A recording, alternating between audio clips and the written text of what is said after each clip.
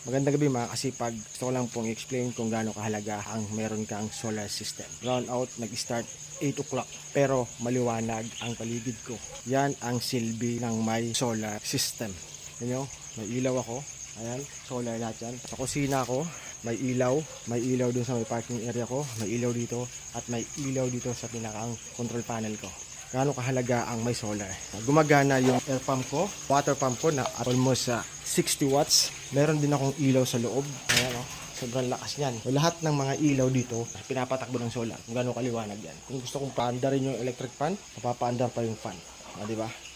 Lakas yung ilaw ko, pero brown out sa buong subdivision namin. Ito naman sa loob ng bahay, meron akong solar din at meron din akong solar router. Ayan, kaya hindi nawawala yung wifi ko. Kaya kung ako sa inyo mga kasipag, mag-invest na rin kayo, dapat ganito yung mga ini-invest natin. Napakamahalaga at napakapakipakinabang kapag brown out. O tatagal to ng 6 to 8 hours kapag brown out. Kaya mga kasipag, mag-invest na rin kayo ng solar kahit paunti-unti. Hindi ko naman to sinabay-sabay.